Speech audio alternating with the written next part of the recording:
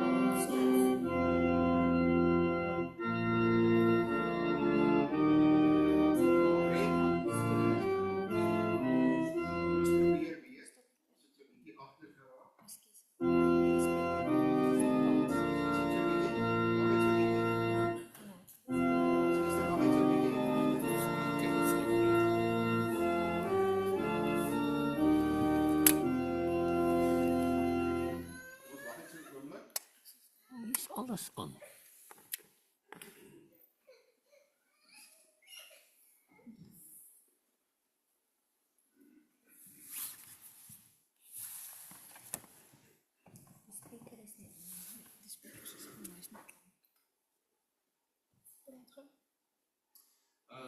Ja, sê nou. Laat dit dag nie. Goed, ons gaan weer probeer, jammer broer en suster. Partykeer moet ons net 'n klein bietjie wegtrek. Dankie, Piet.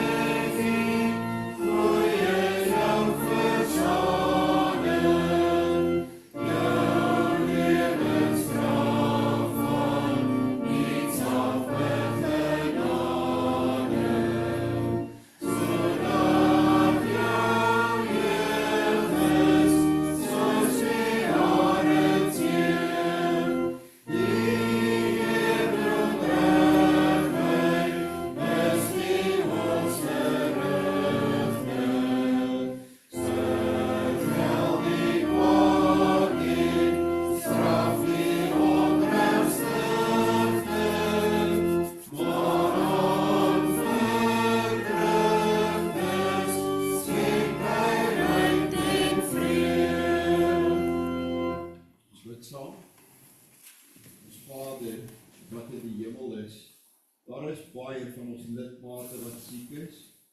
Daar is baie van ons lidmate wat swaar kry. Daar is van ons lidmate wat baie hartseer is. Daar is van ons lidmate wat bekommerd is oor hulle geliefdes. wat in die hospitaal is en wat veg om hulle lewe. Maar ons weet, ons almal kan met U praat. En U sal na ons luister. Ons bid, Here, vir genade vir hulle almal. Ons bid, Here, dat ons sal kan berus in wat U wil is, wat U besluit is. U Seun het immers vir ons gesê, julle moenie ontsteld wees nie. Glo in God en glo ook in my. Ek gaan om vir julle plek voor te berei. En wanneer ek daardie plek in die huis van julle Vader vir julle voorberei, dan kom ek terug en dan sal julle by my kan wees. Ons weet wat hy bedoel. Ons verstaan dit. Here, baie dankie vir U liefde. Dankie dat U betrokke is in ons lewe. Ons bid dat U sal gee, dat ons sal luister nou na U woord, dat ons al hierdie dinge wat ons gedagtes so besig kan hou, dat U dit so bietjie van ons sal weghou. Dat ons dit ook van onsself af so bietjie buitekant ons plaas. Dat ons die woord hoor. Ons bid dat U ons sonde sal vergewe. Ons bid dit nie ligtelik nie, ons bedoel dit as ons dit bid. Ons vra dit in die naam van die Seun, ons Here Jesus Christus. Amen. Geliefde broer en suster, ons lees saam met Jesaja, hoofstuk 60, die 53 vertaling. Jesaja, hoofstuk 60, vers 1, staan op, word verlig, want jou lig kom en die heerlikheid van die Here gaan oor jou op. Want kyk, die duisternis sal die aarde oordek, die donkerheid die volke, maar oor jou sal die Here opgaan en sy heerlikheid sal oor jou gesien word. En nasie sal trek na jou lig en konings na jou stralende opgang. Slaan jou oë rondom op en kyk, hulle almal kom by mekaar, hulle kom na jou toe. Jou seuns kom van ver, jou dogters word op die heup gedra. Dan sal jy dit sien en straal van vreugde, jou hart sal ontroer en verruim word, want die rykdom van die see gaan na jou toe oor, die skatte van die nasies kom na jou toe aan. 'n menigte kamele sal jou oordek, die jong kamele van Midian en Eva. Hulle sal almal uit Sheba kom, hulle bring goud en wierook en verkondig met blydskap die roemryke dade van die Here. Al die kleinvee van Kedar sal vir jou versamel word, die ramme van Nabayot sal jou dien. Hulle kom as welgevallige offer op my altaar, en ek sal my heerlike huis heerlik maak. Wie is dit wat daar aangevlieg kom soos 'n wolk en soos duwe na hulle vensters?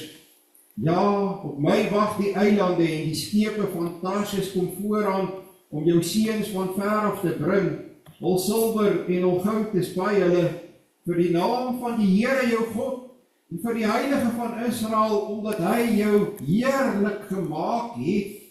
En die uitlanders sal jou mure bou, en hulle koning sal jou dien, want in my toren het ek jou geslaan, maar in my welbehae het ek my oor jou ontferm. Jou poorte sal altyd deur oop staan, hulle sal bedags of snags nie gesluit word nie, om na jou toe aan te bring die rykdom van die nasies en hulle konings in triomftog. Dan vers 18, van geweld sal in jou land nie meer gehoor word nie, van geen verwoesting of verbreking in jou grondgebied nie, maar jy sal jou mure heil noem en jou poorte lof. Die son sal bedags jou lig wees, nie meer wees nie. En as glans sal die maan vir jou geen skynsel gee nie, maar die Here sal vir jou wees 'n ewige lig en jou God sal jou sieraad wees. Jou son sal nie meer ondergaan nie en jou maan nie kleiner word nie, want die Here sal vir jou wees 'n ewige lig. Die dae van jou treurigheid is verby. En jou volk sal almal regverdiges wees, vir ewig sal hulle die land besit as lote deur my geplant, 'n werk van my hande tot my verheerliking. Tot sover uit die woord van die Here. Jy kan in besonder weer gaan kyk na vers 6 tot 11. Kyk, Jesaja 60 is 'n absolute wonderlike hoofstuk. Dis 'n hoofstuk wat vir mense vertel van mooi dinge wat gebeur met die volk van die Here. Maar ek wil vir u sê, dit is dinge wat nog nooit in die geskiedenis van die mensdom gebeur het nie. Ons weet dat daar was nog nie so iets wat Israel teruggekeer het uit die ballingskap, of uit enige tyd wat hulle weg was uit hulle land nie, en dat hulle die beloofde land in besit geneem het en dat dit so gegaan het. So hierdie is unieke en uitsonderlike gebeure. Maar hierdie hoofstuk gaan eintlik, as jy gedink het, jy weet nie wat gaan hierdie hoofstuk vir jou vandag beteken nie. Hierdie hoofstuk gaan oor werk. Doodgewone hande werk. Ambagswerk. Blou boortjie werk. Skottelgoed was, kos maak, klere regmaak, werk aan jou motor, lyn van 'n stoel, noem maar op. Dis waaroor hierdie hoofstuk gaan. Dit is alles werk wat ek en jy elke dag van ons lewe doen of behoort te doen. Jesaja kyk vooruit na die tyd wat die Here alles gaan regmaak en die paradys gaan herstel. Nou, ek het gesê, dit het nog nie in die mensgeskiedenis gebeur nie. En as jy mooi oplet na hierdie hoofstuk, dan sien jy hoe dat al die nasies van die aarde, alles wat hulle geproduseer het, aandra met een doel. En dit is om 'n offer te bring vir die Here. Dit bring ons by die tema, werk is nie sleg nie, maar werk. En ek bedoel daarmee dood eenvoudige gewone werk. Die skoonmaak van jou kamer, die opmaak van jou bed, kan werk wees wat betekenisvol is en wat die Here verheerlik. Dit net, broer en suster, hoe gaan dit in Suid-Afrika? Mense is daagliks bewus van mense wat sê dat hulle nie werk het nie. Die mense wat aanspraak maak daarop dat daar vir hulle werk gegee moet word, uitgedink moet word, planne gemaak moet word, spesifiek deur die een of ander vlak van die owerheid. Ons lewe in 'n land met geweldige vlakke van werkloosheid. Werkloosheid wat hulle op allerlei maniere eintlik probeer minder maak met absurde definisies van wanneer is iemand werkloos. As jy nou finaal moed opgegee het om werk te soek, dan word jy gereken as een van die wat werkloos is. So hulle reken is 33%, terwyl dit waarskynlik baie nader is seker aan 66%. Dit is die situasie in Suid-Afrika. Ons sit met 'n stelsel wat die duiwel aan die gang hou deur middel van 'n heidense owerheid met heidense beginsels. En daardie stelsel werk dood eenvoudig so dat ons gee vir jou 300 of 400 rand, of as jy oud genoeg is, 1200 rand, ek is nie seker van die bedrag nie, of 'n bietjie meer, en ons hou jou presies waar jy is, ons hou jou tevrede. Die mense vra eerder vir meer toelaag, vir meer geld vir die armes, want dit gaan die probleem oplos, en mense sê, ons het nie werk nie, dis 'n probleem wat die regering moet oplos. Maar voor daardie mense se huise is daar reusagtige slaggate. Hulle sal eerder voor die huis sit en nie die slaggat regmaak nie. En wag vir die toelaag. Maar so gaan dit ook in die dorp, in ons eie dorp. Maar as oral die slaggate daar is maar min wat dit toegooi. Ons wag vir die owerheid. Werk is iets waardig, werk is ook iets goed. Werk is ook iets wat die Here vir ons gegee het, sodat ons lewe kan 'n doel en 'n funksie hê. Daar is 'n waardigheid aan werk. Maar dit is regtig waaroor dit gaan hier in Jesaja 60. Hier lees ons baie van die nasies, ja, mens lees ook van die volk van die Here wat in 'n groot volksvergadering by mekaar kom, hulle vat die kinders saam met hulle dra die kinders op hulle heupe, die volk van die Here kom by mekaar, en die nasies kom oor die see aan, met hulle skatte, almal na die beloofde land toe, om hulle offers te bring, dit wat hulle geproduseer het, dit wat hulle gemaak het, en saam met die volk van die Here stroom hulle die land in 'n magtige skare. plate van kamele, wat die rykdom van die wêreld aandra. Jesaja 60 vers 5 sê, want die rykdom van die see gaan na jou toe oor, die skatte van die nasies kom na jou toe aan.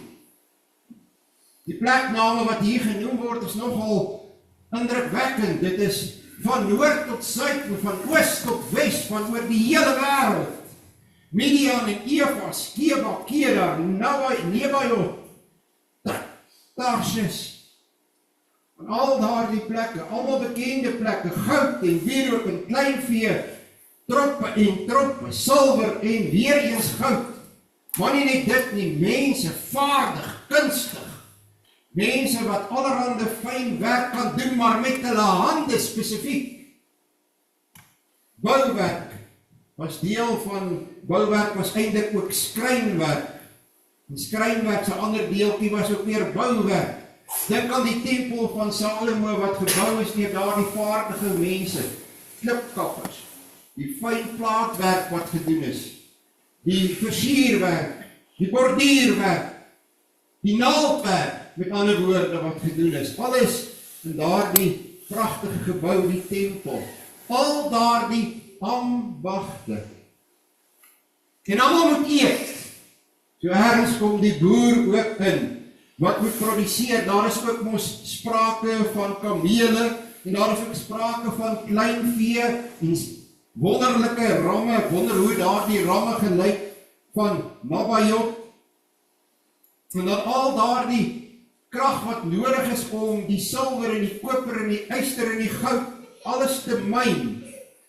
Daar die mense moes geëet het, voordat hulle dit alles kon gemyn het, alles handewerk, blou boortjiewerk, weet julle kinders wat sy boortjie, ek het gedink toe die preek skryf, ek moet dit dalk net sê, boortjie, hierdie is 'n boortjie, ek dra wit boortjies, want ek doen baie kantoorwerk, 'n blou boortjiewerk is 'n oorjas, kom ek sê dit nou maar, op die manier wat julle sal verstaan, dis 'n overall, dan word die klere wat jy bo-oor dra, dis blou boortjiewerk. Al hierdie mense, broer en suster, is aan die gang, gewone werk. Ons kyk gewoonlik af op hierdie tipe werk. Ek weet ons doen, broer en suster, want ons is almal hieraan skuldig. Kos maak is so 'n belangrike werk, en dis 'n vrou se werk, is dit nie. Maar voordat jy kan kos maak, moet jy beplan en aankope doen, en jy moet betyds sorg dat daar betyds begin word, sodat die aandete klaar is, wanneer jou mense honger by die huis kom, en dan moet jy seker maak, daar is iets in die yskas. Party van ons het die voorreg gehad om groot te word met oumas en maas met groentetuine. Onthou dit baie goed. Ek onthou nie een keer dat ons ooit groente gekoop het nie. En Sondagmiddag was almal daar, die ganse familie. Die tafel het vol gesit, en daardie tafel het 10 sitplekke gehad, en die kinders het nie sitplek by daardie tafel gekry nie, want daar was te veel volwassenes gewees. Hulle was in die kombuis. En alles wat daar was, is deur hulle geproduseer, deur daardie 2 mense, wat hard en eerbaar gewerk het, en voordat jy dit sê, nee, daar was net 1 tuin, man. Dit was al. En hy moes sorg vir die blomme ook. Verder het sy dit self gedoen, saam met haar kleinkinders. Sy het dit almal verstaan, ons het dit almal gedoen. Dit was 'n lekker tyd om dit met haar te spandeer, en saam met haar te doen, of om saam met my oupa te gaan, en te gaan kyk na die vee, die paar wat hy gehet het, wat hy gehad het. Ons moet met mekaar eerlik wees, wat belangrik is vir 'n man is 'n eerbare vrou, dis nie hare en hals nie. Want jy kan dit nie eet nie, dit help nie die ou kindertjies huil nie. Dis eerbaar om 'n knoop aan te werk, en 'n man kan ook 'n knoop aan werk, ek het dit hierdie week gedoen. Dis eerbaar om klere te stryk, dis eerbaar om huis skoon te maak. Broer, as jou vrou werk, weet jy werk ook, sit die groot afgod die televisie af, sit die ander afgod die telefoon neer, Spandeer tyd saam met die kinders deur iets in die motorhuis te gaan doen en leer hulle hoe om te werk. Leer hulle hoe om met toue te werk, hoe om iets behoorlik vas te maak op die trokkie of op 'n waantjie.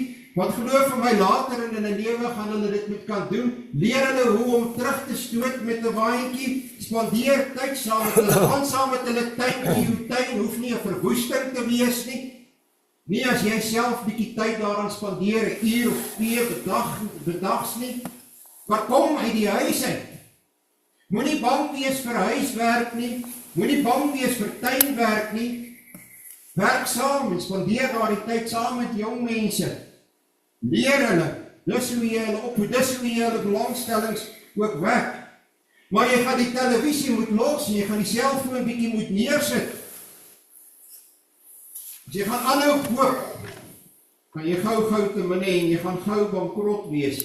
Gaan niks oor hê nie. Daarna wanneer die mense gery het, het hulle gery met pompoene en aartappels en wortels. En dis meer en weet. Daar was altyd iets oor gewees. Daar was meer as genoeg. Daar was iets in die spens. Onthou jy nog hoe om in te lê? Dan kyk 'n bietjie, mense verkoop al hulle bottels om in te lê. Niemand doen dit meer nie, want ons koop dit, maar deesdae kos dit die beste van R100. Mense begin sukkel. Breek die sondige patroon, daar is 'n tyd om te rus. Daar is 'n tyd om te rus. Maar weet jy, die beste rus is juis waar jy in jou motorhuis baie keer staan en 'n stoel wat gebreek is oplei. Of sorg dat die grassnyer betyds gereed is, sodat jy volgende jaar, of sodat jy later hierdie jaar moet ek eerder sê, die gras kan sny. Dit is ook terapeuties, dit is iets anders wat jy doen. Daar is baie werk om te doen in en om die huis, en moenie vir my vertel, jou pa het jou nie geleer nie. My pa het vir my gesê, jy het 10 duime loop asseblief. Nee, was reg, ek was hopeloos geweest. Dat was nie my aanleg. Vandag doen ek al daardie dinge en hoe het ek het geleer? YouTube. Myselfde telefoon het ek iets anders te begin gebruik. Myself geleer deur te gaan kyk, hoe doen jy dit? En nou kan ek vandaag goed beter doen as wat hy dit kon gedoen het. En hy wonder daaroor, ek kan dit sien. Hy moes dalk 'n bietjie meer geduld met my gehad het, so lief as wat ek vir hom is. In die moderne westerse wêreld, broer en suster, sit 'n Calvinis nie stil nie. In Amerika het hulle baie te sê oor die Puriteine en hoe dat hulle die idee gehad het dat hulle deur hulle werk hulle saligheid gaan verdien. Dis nie die waarheid nie. Die Puriteine het geglo soos ek en jy dat jy jouself nie kan red deur jou werke nie. Maar die Puriteine het Amerika gemaak wat hy is. Daardie einste Calviniste, die Puriteine. En dit is dieselfde Calviniste wat Suid-Afrika gemaak het, wat Suid-Afrika is, en waarop ons nou nog op daardie rug rondry. Dit is die infrastruktuur wat jy hier rond sien. Maar dit was nie mense wat gesit en kyk het, en gewag het, dat die gate voor hulle huis toegegooi word nie. Hulle het dit self gaan doen. En ons het nou die generasie geword, omdat ons ontevrede is met die owerheid en die heidense beginsels waarvolgens hulle ons bestee. Nou vergaan alles maar rondom ons en ons sit en kyk daarvoor. Dit is ook nie reg nie en daaroor moet ons met mekaar eerlik wees. Broer en suster, jy gaan nie troppe kleinvee hê as jy by jou huis bly nie. Jy kry ook nie troppe kleinvee by mekaar wat jy kan hou en mee vooruit gaan as jy dit steel soos wat in Suid-Afrika gebeur nie. Jy sal net armer word as jy oneerlik is. Die Here slaap nie. Die Here het self gewerk. God werk. God het 6 dae gewerk en die 7de dag het hy gerus en het nie gedink hy daardie patroon gebreek. Hy het daarmee opgehou. God is steeds besig om te werk. Hy is werksaam in hierdie wêreld. Om Jesaja 60 te verstaan, moet jy teruggaan na die boek Genesis toe. Jy moet gaan lees wat staan daar in Genesis.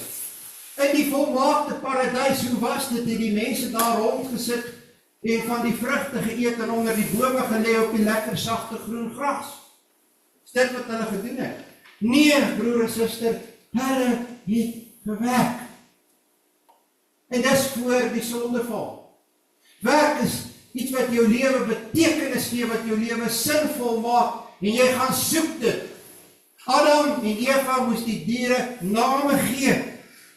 Genesis 2 vers 15, toe het die Here God die mens geneem en hom in die tuin van Eden gestel om dit te bewerk en te bewaak. Te bewaak teen die boos.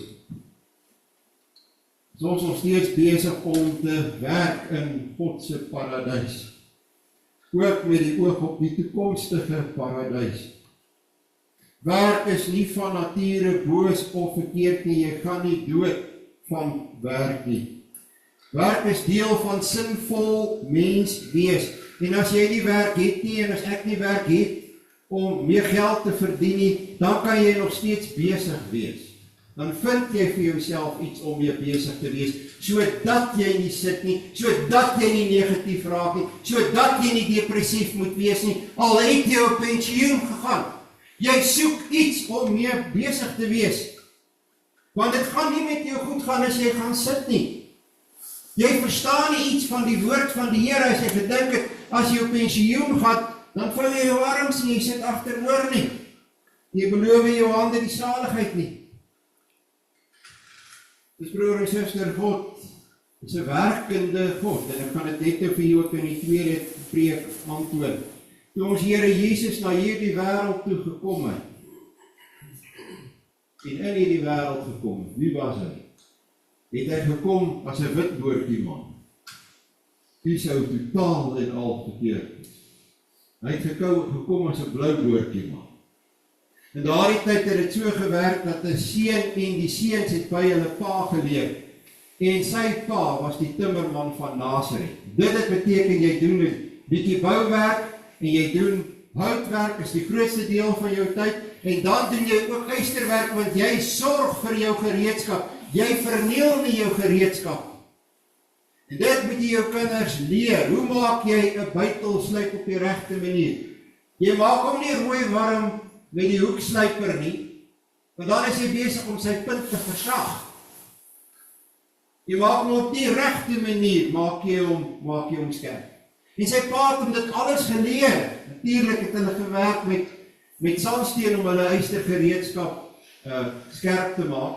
Waarskynlik het sy pa self die smeewerk gedoen vir daardie ystergereedskap, en hy het dit geleer. En die grootste deel van sy lewe, wat was hy? Hy was die timmerman van Nasaret. En was hy 'n aanvraag, ek wil dit so hê. Ek kan nie dink hoe sy werk gelyk, hy het nie hoeke gesny nie, hy het nie kort paaie gevat nie, hy het nie mense ingedoen nie. Ek dink hy het die perfekte werk gedoen. Die perfekte werk, ek is seker daarvan. Ek sou graag van sy houtwerk en sy bouwerk wou gesien het, maar dis my nie nou beskore nie. Ek kan wel vir u sê, ek weet, dit sou uitsonderlik goed gewees het. Vir 30 jaar van sy lewe was ons Here Jesus Christus 'n man met 'n blou boord. Dis die waarheid. Die Bybel leer dit vir ons. Van son op tot son onder, hande arbeid, en hy was nie skaam daaroor nie. God is steeds besig om vandag te werk, en ek bedoel daarmee die drie-enige God. Ons lees in Psalm 145 vers 5, die oë van almal wag op u, en u gee hulle spys op die regte tyd. Verskyn die kos ewe skielik daar op jou bord? Nee. Die Here gee vir jou 'n werk, jy verdien geld. Jou vrou gaan koop daar die kos. Waar het jy die krag gekry om te werk? Waar het die boer die vaardigheid en die kundigheid gekry om daar die kos te produseer? Kom dit nie almal van die Here God af nie? En daarom is daar kos op jou tafel, want daar is mense wat werk en hulle verantwoordelikhede nakom. Dit is hoe die Here besig is om vir ons te sorg. Hy sorg vir ons deur ons werk, maar ons moet getrou wees daarin. Groentetuine het verdwyn, want almal plant gras. Kom plant ons net gras. Kom het ons nie meer groentetuine. Kom werk ons nie saam met ons kinders nie, want ons het dit van onsself al weggeplaas. Dis makliker om te ry en dit te gaan koop. Wag maar, jy moet die pryse daar in die stad sien. Dit kom hierdie kant toe. Dit kom. Dinge is vinnig besig om te verander. Ons gaan op daar dieselfde gras weer uithaal. Het is lekker om saam met jou kinders en jou kleinkinders buite te wees, om buite te werk en met hulle te leer. Hoe werk jy met 'n graaf? Hoe werk jy met 'n vik? Hoe werk jy met 'n pik? Wat gebruik jy waar en wanneer? Hoe jy jou eendag skaam as jou kind nie eers mooi weet wat gebruik jy. Hoe moet jy dit doen? God, broer en suster, werk en hy werk in ons belang. Die treffende psalm vir my is altyd Psalm 147. En ek het nie nou die tyd om vir u van vers 11 tot 15 te lees nie, maar in daardie psalm in vers 13 word daar gesê, want hy het die grendels van jou poorte sterk gemaak, hy het jou kinders binne in jou geseën. Hy het die grendels van jou poorte sterk gemaak. Wat is die grendels van jou poorte? Wat is 'n grendel? Die Here het die grendels van jou poorte sterk gemaak. Het die Here die poorte van Jerusalem ingesit? Het hy die skeniere van Jerusalem gemaak? Nee. Hy het vir hulle ambagsmanne, vakmanne gegee, wat dit kon doen. En kyk, wanneer die vyand met hulle ramshorings teen jou stadse poorte klop, en hulle probeer hom afbreek, dan bid jy dat die ambagsmanne hulle werk deeglik gedoen, goed gedoen het. Dat daardie deure, dat daardie poorte sterk genoeg is, dat hulle nie sal breek nie, dat hulle nie hier inkom, en 'n einde maak aan jou bestaan, jou vrou en jou kinders, nie weggevoer word as slawe. Wie doen dit? Die Here doen dit, en hy doen dit deur gewone ambagsmanne wat hulle werk goed doen, deeglik doen. Nie een slag gehad. Ek het hulle letterlik een keer getel, 17 mense, 3 grawe en 2 pikke. Daar is iets inherent met die hele stelsel in Suid-Afrika verkeerd. Maar dit is maklik om te sê, ek het hulle getel, ek het daar gesit by die robot, ek het hulle getel. Maar aan my kant is die saak skoon. Maar my eie kan nie werk. Maak seker dat jou eie kan werk. Maak seker dat jy self besig is om 'n verskil te maak. Maak seker dat jy jou werk op so 'n manier doen, dat jou werkgewer sê vir homself, al sê hy dit nie vir jou nie. Ek wens al my werkers was soos hierdie persoon. Want hierdie persoon werk vir 'n ander rede, werk met 'n ander doel. Ek hoop jy gaan hierdie rustdag gebruik om te dink hoe u môre u werk gaan aanpak. Amen. Ons sing saam. Psalm 65 vers 6 en 7.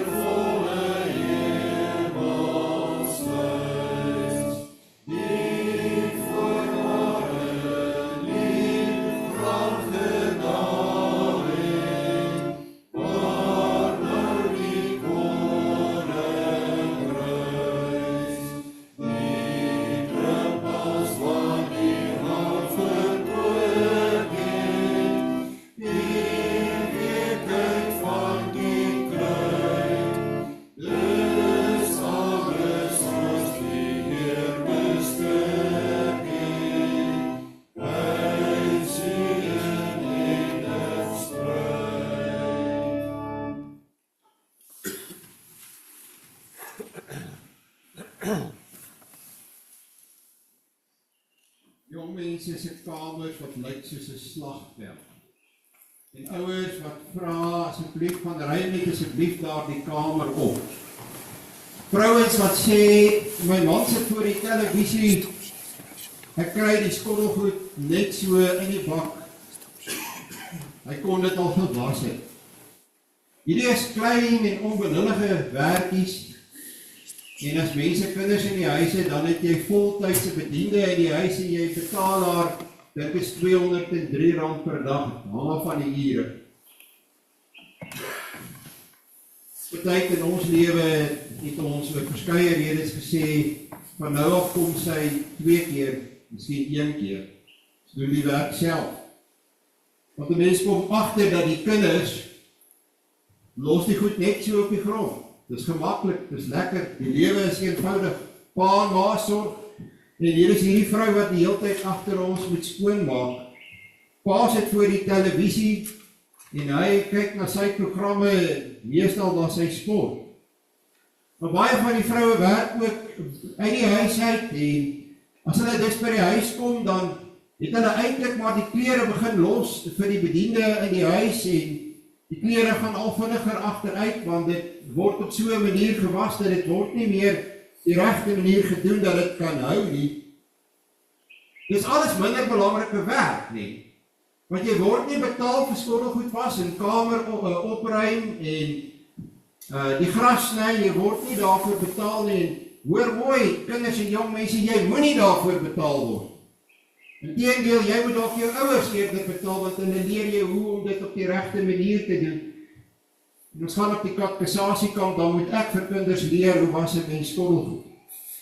En dan wonder ek, hoekom moet ek vir sulke groot kinders leer hoe was 'n mens skottelgoed? Dat jy was dit met warm water. Daar is 'n paar tegniese en belangrike dinge aan ordentlike skottelgoed was, of jy gaan jipperbats kry. Ernstig nou. Dit is 'n gesondheidsrisiko. Jy kan doodgaan as jy nie hierdie eenvoudige basiese lewensvaardighede geleer het nie. Skool leer dit nie vir jou nie. Dis kritiese belangrike goed, soos hoe om 'n behoorlike knoop te maak en vas te maak. Jy kan mense hulle lewe kos as jy 'n ding halfpad vasgemaak het, omdat jou pa jou nie geleer het.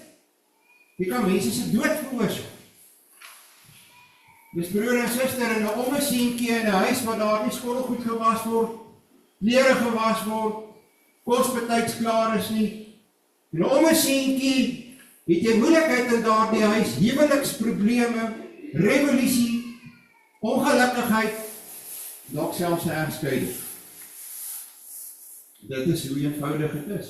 Jy sit uiteindelik met groot mense, kinders wat groot mense geword het. Hierdie kinders het groot geword met daar is klein en onbelangrike werk, want pa wys dit vir ons, hy vat nie aan skottelgoed nie. Hy maak nie kos nie, want dis nie 'n man se werk nie.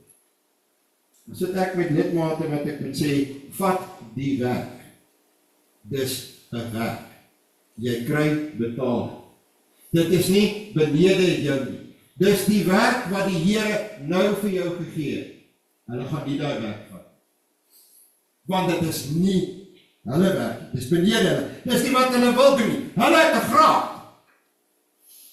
Hulle het 'n ruggraat.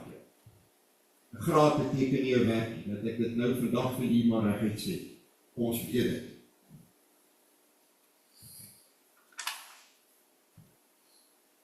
Wie jou kind groot maak dat hy niks of sy niks kan doen. Wat is fout met werk en hoekom daar vir ons genesing? Daar is nie onbelangrike werk nie, daar is net werk wat die Here nou vir my gegee het om te doen. En ek doen dit. Of dit skottelgoed was is, ek was skottelgoed. Ek maak kos. As my vrou nie kan nie, doen ek dit, ons werk saam. Ons is 'n span, ons werk saam. As ek 'n knoop moet aanwerk, dan maak ek hom, dan werk ek hom aan. As ek 'n broek moet regmaak, dan maak ek hom reg. Daar is nie die werk van 'n man en die werk van 'n vrou nie. Daar is dood eenvoudig werk en al daardie werk is belangrik en dit moet gedoen word. Dit is nie dat ek iets revolusionêr sê, iets anders sê, of 'n totale nuwe siening het hierop nie. Hierdie is wat uit die Bybel uitkom, broer en suster. Werk is Die werk wat die Here nou vir my gegee het om te doen. Dit het implikasies as ek hierdie goed nie verstaan nie. Los die snobberigheid oor werk. Dat jy dink sekere werk is benede jou. Pas op vir 'n graad. 'n Graad is lankal nie meer 'n waarborg van 'n werk nie. Lankal nie meer dat jy meer gaan verdien as iemand met 'n blou boortjie nie.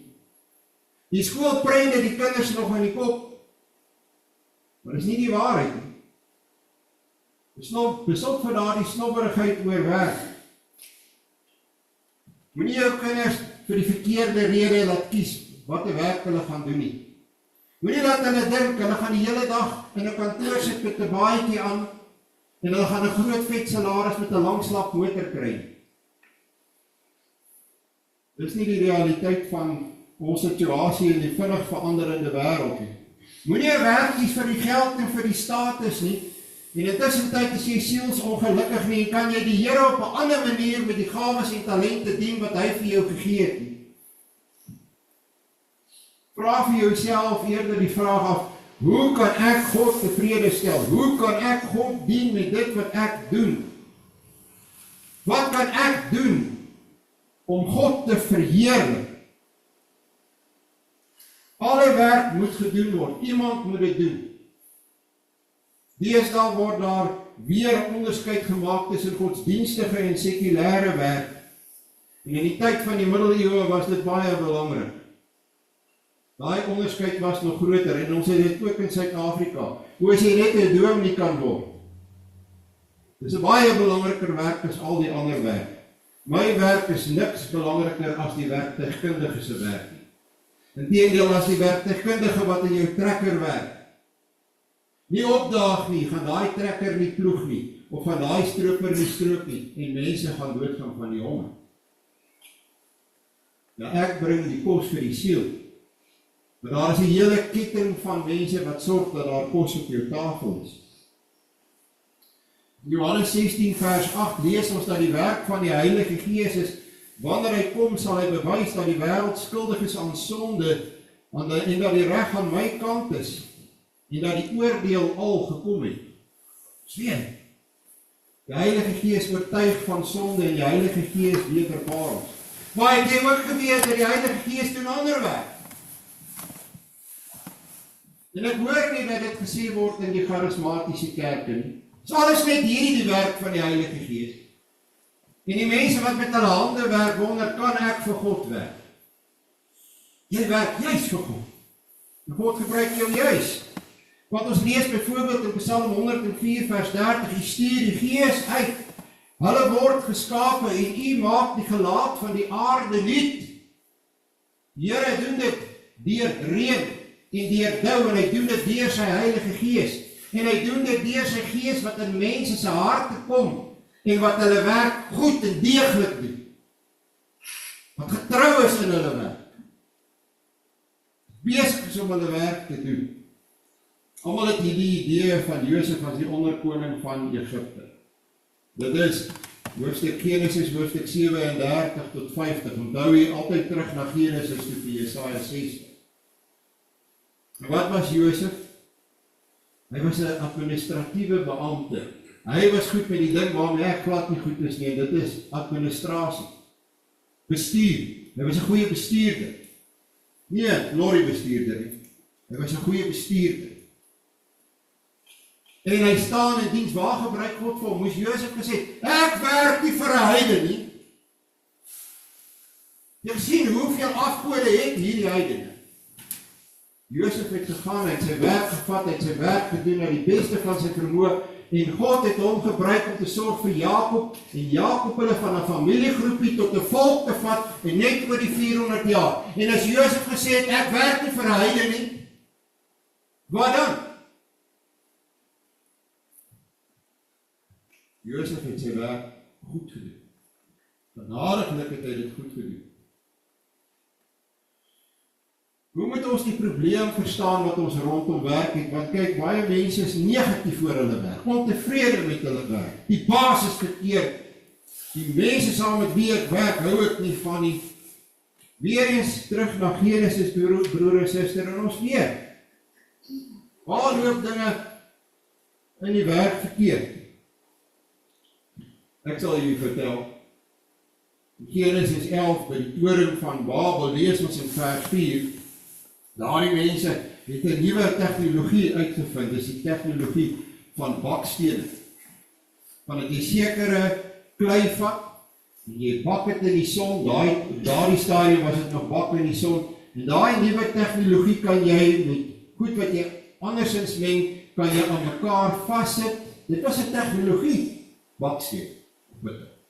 En dan kan jy 'n gebou oprig, 'n magtige gebou. Dit het nie net hier gegaan oor 'n toring nie, daar was 'n ganse stad, 'n wêreldstad wat hulle gebou het, en kyk waar is dit in Genesis, dis net na die sonvloed, net nadat die Here gesê het, die mense is so boos, ek moet 'n einde maak aan die mensdom, dan kom die mensdom op 'n punt, dat hy sê, ons het 'n nuwe tegnologie, ons gaan 'n stad bou, en in hierdie stad gaan ons 'n toring sit, want dit was die laaste vesting waar jy gaan wegkruip het. En dan sê hulle sê, hoekom gaan hulle dit doen? Hulle sê, ons gaan werk, en ons gaan saamwerk. En hulle sê, kom laat ons vir ons 'n stad bou, en 'n toring waarin die spits tot aan die hemel reik, en laat ons vir ons 'n naam maak, sodat ons nie oor die hele aarde verstrooi raak. En laat ons vir ons 'n naam maak. Dis die teendeel van Genesis 60. In Genesis 60 bring mense hulle vee en hulle goud en hulle silwer en hulle vaardigheid en hulle ambagte. Hulle kom om te bou in die beloofde land, maar vir die Here. Nie om vir hulle self 'n naam te maak. Doen iets vir jouself. Werk vir jouself. Jy dalk 'n inisiatief by jou werk, wat so werk. Die werker van die maand. Of onder jou werkers daar op die plaas, die werker van die maand. Dis die een wat uitstyg bo die ander. Hoe styg daai een bo die ander uit? Met daarvan moet jy seker maak, daar is nie fout met die inisiatief. Die probleem kom in by, styg hy uit omdat hy in kompetisie is met die ander. Want dis eintlik waar die fout hier gekom het by Genesis 11, nee. As elkeen vir homself werk, is hierdie mense in kompetisie met mekaar. Hulle gaan uiteindelik nie kan saamwerk nie. En dis hoe die moderne korporatiewe stelsel werk. Dis wat hulle vir jou juist sê jy moet doen. Kry hierdie mense in kompetisie met mekaar. En daarom is hulle katterig en buiterig met mekaar al by die werk, die vrouens. Veral die vrouens. Laat mekaar. Want hulle is die hele tyd in kompetisie met mekaar en blaas dit af. En jy dink jy kom voor. Jy kom nie voor nie. Jy het 'n heidense werksetiek gevestig. Hierdie mense werk elkeen vir hulle self. Hulle werk nie vir God. Hoe ver kan jy met hulle kom? Hoe lojaal gaan hulle wees? Die eerste een wat verbykom en hy offer hulle R10 meer, dan sê hulle, ek gaan. Ek kan nie sien dat ek hier iets bereik vir die Here. Ek gaan. Slaan jou. Dan is hier draai dit teen ons. Vir die korporatiewe wêreld sê, dis wat jy het te doen. Blaas dit aan. Dis nie hoe jy het te doen. In die ou patriargale stelsel het die pa gewerk, die seuns het saam met hom gewerk, en as hy sien daar is 'n probleem tussen hulle, dan sê hy, nee, wat is die probleem hier tussen julle? Ons werk saam. Julle kry elkeen 'n werk. Ek kan hoor hoe Josef sou gesê het, Jesus doen dit, Jakobus jy doen dit, Judas jy doen dat. Ons weet van hulle. Elkeen van hulle kry 'n werk. Jy doen jou werk. Ons werk saam.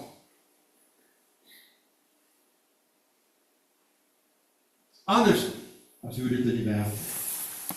Natuurlik het God 'n taalverwarring gebring. Ek sal dit nie ontken nie. Die Bybel sê dit is wat gebeur het. Maar dit werk nooit uit as elkeen vir homself werk nie. As dit jou doel is om bo uit te kom, om uit te styg, om die beste te wees, om die meeste geld te maak, om die langste, snapste motor te ry, om in die grootste huis te bly, om 'n groot swembad te bou. Dit jou motivering is vir die werk wat jy doen, sterker daarmee, ek deel dit met jou nie, ek gaan nie daai pad vat nie. Dit eindig in ellende, dit eindig in 'n hartaanval. Dit eindig in baie stres. Jy gaan jouself vernietig. Die broer en suster, die ander weg is die beter weg. In vers 6 word daar gesê in Jesaja 60, die menigte kamele sal jou oordek. Die jong kamele van Midian en Eva, hulle sal almal uit Sheba kom, hulle bring goud en wierook en verkondig met blydskap die roemryke dade van die Here. Die verkondig met blydskap die roemryke dade van die Here. Dis hoekom ek werk. Om met blydskap die roemryke dade van die Here te verkondig. Hoekom werk jy so? Hoekom wil jy nie saam met ons almal maar iets hier by die werk vat en huis toe gaan daarmee nie? Hoekom moet jy altyd aanhou werk as ons almal al gaan sit het? Hoekom begin jy nou al werk? Daar is nog 10 minute van jou teetyd oor. Want ek werk om die blydskap van die Here te verkondig. Kom ek vertel vir jou van my Here. Net daar het ek 'n geleentheid om met mense te praat. En al sê hulle wat, al sit ek naderhand alleen met my toebroodjies. Dan ek kan daar tog ander mense by my kom sit. En my werkgewer gaan sê, hoekom werk jy so? En dan kan ek sê, want ek doen dit vir die Here. Die Here is vir my die heel belangrikste. Ek het 'n pensioenfonds, met baie genade wat die kerkraad my help. Hoekom dra ek by tot my pensioenfonds? Ek werk vir die Here. Ek dra by tot daardie pensioenfonds, sodat wanneer ek moet ophou werk, as gevolg van ouderdom en siekte, kan ek nog steeds my deel gee. Kan ek nog steeds bydra tot die groot werk van die Here in hierdie wêreld. Ek probeer nie ryk word nie. Ek probeer nie vir myself welvaart opbou ter wille van myself en my familie en vir my gesin nie. Ek werk vir die Here, want ek het die Here lief. Matteus 22 sê die wonderlike ding wat gebeur, sê die Here Jesus. As jy bewus raak van God se oorweldigende groot liefde vir jou, dan word jy lief vir hom. Is altyd eers sy liefde, dan jou liefde vir hom. En hy sê, dan begin jy ook lief raak vir die mense om jou. Verlede Sondag, ek dink dit was verlede Sondag, het ek vir u gesê, iets wat ek na meer as 20 jaar eers gesê het en ek geskaam daaroor, ek erken dit. Ek het vir u gesê, ek het u as my gemeente lief. Ek het u nog altyd lief gehad, maar ek het dit nou eers 'n Sondag of wat gelede gesê. Ek het u lief, want ek het die Here lief. Ek moet u lief hê. Al is dit so dat ek soms van u verskil of u moet vermaan, is makliker om te sien dat ek jou lief het wanneer ek jou bemoedig. Gister het ek iemand bemoedig wat gesê het, hy kry swaar, hy kan nie rugby speel nie want hy het nou hartseer. Het was vir my maklik om hom te bemoedig en hy weet ek het hom lief. Wat is hy hoe klein? Maar elkeen van ons en alles wat ons doen, hoe dit gesien kan word, ons het mekaar lief. Ek wil nie van die Here steel nie.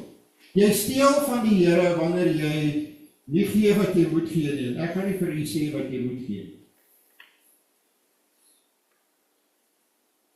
Ek praat self met my ouderling, daar sit hy kan hom. Ek praat self met hom as hy daar kom sit en sê, oom, dis hierdie tyd van die jaar, ek en my vrou doen die volgende. En ons gaan daarby probeer, ver as wat ons gaan. Ek mag nie dat hy ongemaklik is en met my daaroor moet begin praat nie. Ek sê vir hom, dit is wat ons gaan doen. Want ek het die Here lief. Ek wil my verantwoordelikheid nakom. Die Here is goed vir my, hy sorg oorvloedig vir my en vir my gesin. Ek wil my dankbaarheid aan God wys. Ek doen nie wat ek doen om myself te red nie. Jy moet dit nog duidelik ook weet, broer en suster, ek het dit net nou ook gesê. Dit wat ons doen ons om uiteindelik die Here te verheerlik, om ons offer te bring. Weer terug net gou na Genesis toe, ek sluit af. In Genesis, ek hou van tuinwerk, en 'n boer sal dit goed kan verstaan. Verwys julle bossies. Dis jy doen nie. Jy doen nie, maar daai bossies is altyd daar. Ek weet, as julle nou klaar geoes het, nee, as dit 'n bietjie reën, eers stem met op kom ons bossies. Die bossies is altyd daar. Die Bybel sê, die bossies is altyd daar. Dis dorings en dissels, en die goed het altyd dorings. Jy kan hom nie sommer net so vat en met die hand uittrek. Op 'n of ander manier het hy dorings op hy stink of daar's 'n probleem met hom. Maar dis 'n bossie vir jou. 'n Bossie is altyd daar. Dis die probleem met werk. Dis bossies van die sonde. Die man wat na die kruis toe gegaan het. Die man wat teen die kruis op is vir jou en vir my. Hulle het vir hom die dorings van hierdie wêreld gegee, ook die dorings van al ons arbeid. Hulle het vir hom as 'n kroon op sy kop gedruk. En hy het met daardie kroon tot aan die kruis opgegaan. En daar het hy betaal vir ons sonde. Ek kyk op na hom. Nie omdat hy meer aan die kruis hang nie. Ek kyk op na hom. Want hy was 'n man wat met sy hande gewerk het. Hy was 'n man wat volmaakte goeie werk gelewer het, wanneer hy met sy hande gewerk het, met sy ganse lewe. En dan kom hy ook nog en hy vat die dorings van die sonde vir ons aan die kruis. En hy betaal voluit vir ons sonde. Ek doen my werk so goed as wat ek kan. Ek het God lief, ek het julle lief. Ek kyk op na my God. Amen. Kom ons dan.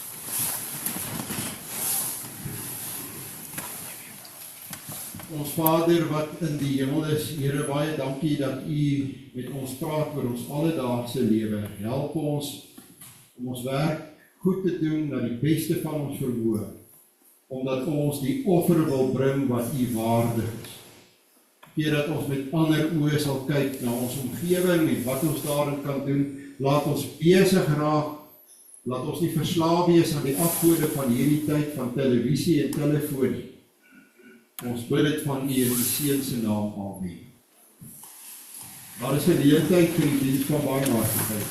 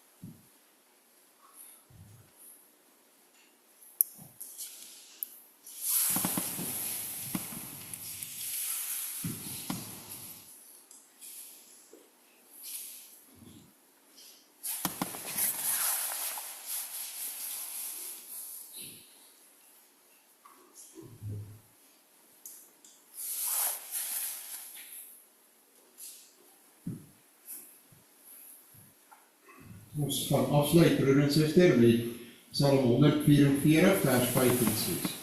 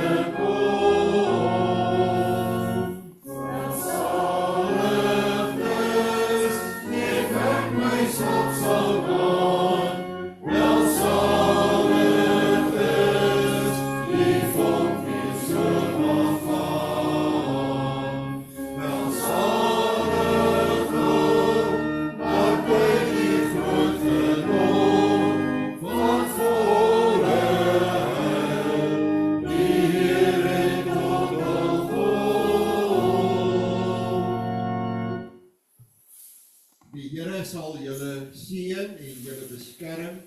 Die Here sal tot julle redding verskyn en julle genadig wees. Die Here sal julle gebede verhoor en aan julle vrede gee. Amen.